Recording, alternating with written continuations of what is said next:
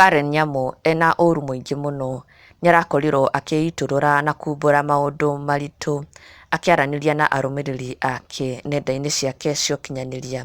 Karen Nyamu was talking about her past relationship with now her ex Samido, kuria arakorirwo akiumbũra ndeto iria iratigire nginya arũmĩrĩri ake, also her female fans and followers matarĩ akenu ona hanini.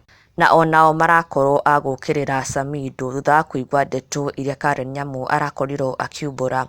Karen Nyamu revealed that during her relationship, nĩarakoragwo rĩmwe agĩbocwo gwĩka maũndũ according to how the guy wants, pleasing the guy tondu the guy would at times, not once, not twice, the guy would tell her that he does not like this about her, na Karen Nyamu would be forced to change some things about herself nigetha agĩkenie mũndũ ũyũ. Na Karen Nyamu akauga atĩ when it comes to the first wife ndaroragio, aca, no ta second wife nĩarakoragwo akĩgererio maũndũ matiganĩte. Mara akerwo njuĩrĩ ti njega, ndarakenio nĩ njuĩrĩ ĩyo, ningĩ agacoka akerwo mwĩrĩ aca, nĩarabatara gũthiĩ gym.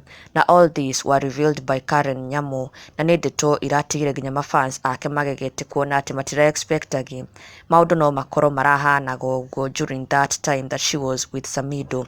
Na Karen Nyamu shared this on her social media pages akiuga atĩ these a few years back at a political rally in Mombasa, kabla nikutane na kamtu kakaniambia vile kanachukia wigs, nikazitupa mbali.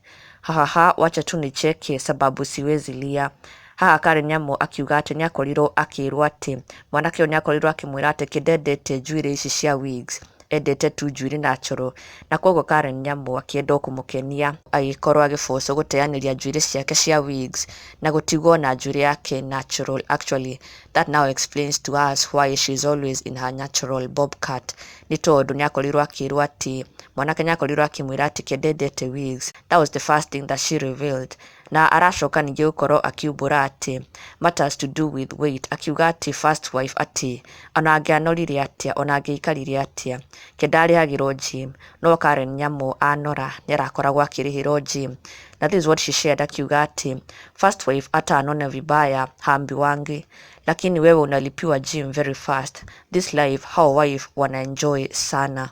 Na Karen Nyamu araumbũrire ndeto ici akĩaranĩria na mũrũmĩrĩri ũmwe wa kĩrora akorire akĩmwĩra atĩ thutha wa Samido gũkĩmwĩra ate wigs ciake, rĩu nĩwe wĩ haha akĩgũrĩra indi tũ wigs tũthaka. Akiuga atĩ alikudanganya, Haki is the one buying for mama yao those wigs.